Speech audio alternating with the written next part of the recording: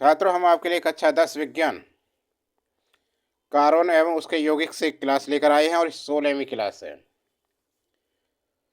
बहुत ही important question करा रहे हैं कार्बन एवं उसके यौगिक से। देखो, पहला प्रश्न है आपके सामने है, समजातीय श्रेणी क्या है? समजातीय श्रेणी क्या है, उदाहरण के साथ समझाइए। ये प्रश्न आता है तो क्या लिखना है आपके लिए उत्तर में? जब समान प्रकार्यात्मक समूह वाले यौगिकों को उनके अणुभार के बढ़ते हुए अथवा घटते हुए अणुभार के क्रम में रखा जाता है तो एक श्रेणी बनती है, जिसे समजातीय श्रेणी कहते हैं।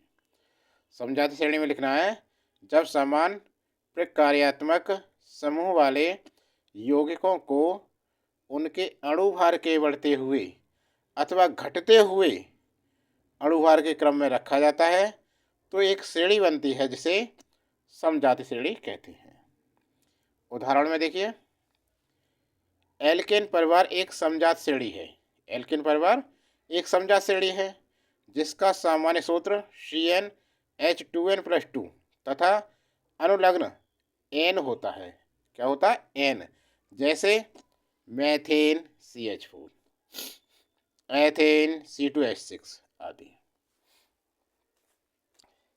N आएगा इसमें।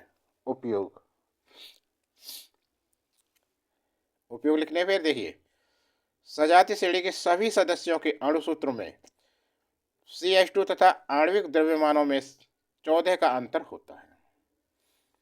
इसका उपयोग किसी सजातीय श्रेणी के रासायनिक गुणधर्मों के अध्ययन में किया जा सकता है। चूँकि सजातीय श्रेणी के सदस्यों के रासायनिक गुणधर्म समान होते हैं, क्रियात्मक समूह पर निर्भर नहीं करते। यद्यपि सदस्य यौगिकों के भौतिक गुणों में एक नियमित अंतर पाया जाता है। ठीक है, हो गया ये इतना सबका। आगे चलें। आगे देखो, कार्बन की संयोजकता पर टिप्पणी लिखिए। अब प्रश्न है कि कार्बन की संयोजकता पर टिप्पणी लिखिए। उत्तर क्या लिखना है आपके लिए? उत्तर में लिखना है, कार्बन की संयोजकता 4 है। कार्बन की संयोजकता कितनी होती है? 4। अर्थात यह चतुर्थ संयोजक है। कार्बन का इलेक्ट्रॉनिक विन्यास 2-4 है, 6C होता है ना। अर्थात इसके बाह्यतम कोश में 4 इलेक्ट्रॉन उपस्थित हैं तथा अष्टक पूर्ण करने के लिए कार्बन परमाणु को 4 इलेक्ट्रॉनों की आवश्यकता होती है, जिन्हें यह साझे द्वारा प्राप्त करता है। ये पूछ रहा है, क्वेश्चन आए कि कार्बन की संयोजकता कितनी होती है? कार्बन की संयोजकता 4 है, अर्थात यह चतुर्थ संयोजक है। कार्बन का इलेक्ट्रॉनिक विन्यास 2 और 4 है, अर्थात इसके बाह्यतम कोश में 4 इलेक्ट्रॉन उपस्थित हैं तथा अष्टक पूर्ण करने के लिए कार्बन परमाणु को 4 इलेक्ट्रॉन की आवश्यकता होती है, जिन्हें यह साझे द्वारा प्राप्त करता है। अब देखो, प्रश्न है कि एसिटिक अम्ल का IUPAC नाम लिखिए। याद करें, एसिटिक अम्ल CH3COOH का IUPAC नाम है एथेनोइक अम्ल। क्या है? एथेनोइक अम्ल। हो गया।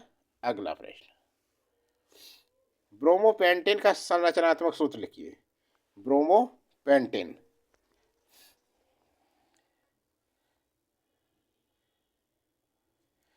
क्या लिखा जाएगा इसका?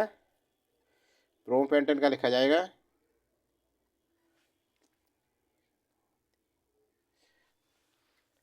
Answer pentane means 5। C बनाओ, कार्बन 1 2 3 4 और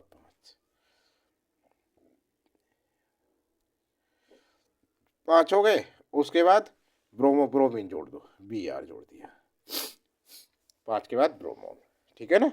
अब क्या करें? अब इनके सभी को 1-1 इलेक्ट्रॉन चाहिए। कार्बन को 4, तो क्या करेंगे? H जोड़ देंगे।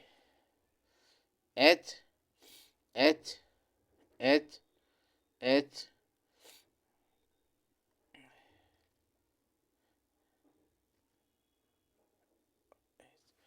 हो गया ब्रोमोपेंटेन का संरचनात्मक सूत्र। ये है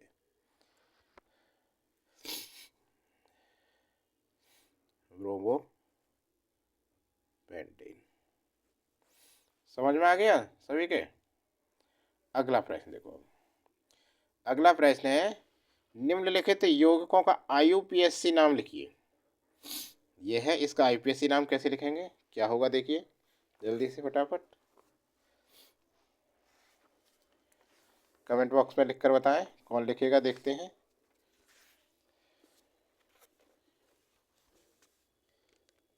CH3 equal one C triple bond C equal one CH3, क्या लिखेंगे इसका? तो इसका बनेगा भाई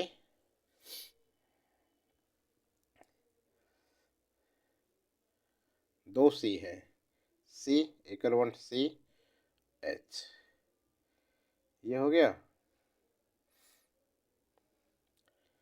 फिर इस पर O,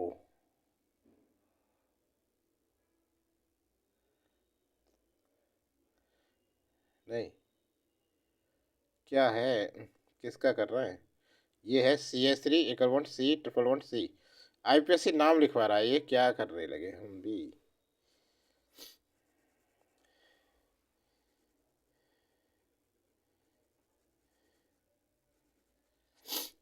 निम्नलिखित यौगिकों का आईयूपीएसी नाम लिखवा रहा है, तो इसका आईयूपीएसी क्या होगा ध्यान दो, इसका होगा ब्यूटेन 2 आयन, इसका होगा आईयूपीएसी नेम ब्यूटेन और 2 आयन, ठीक है। अब इसका देखो CH3 CH2 CO CH2 CH3, इसका क्या होगा देखो ध्यान से, CH3 CH2 CO CH2 CH3,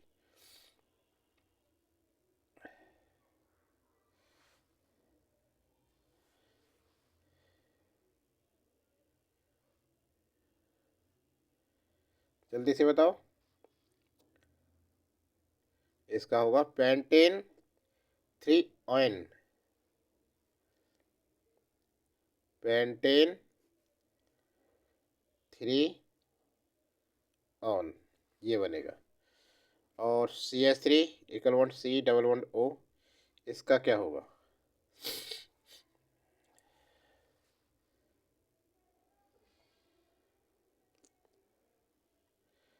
इसका होगा एथेनोइक,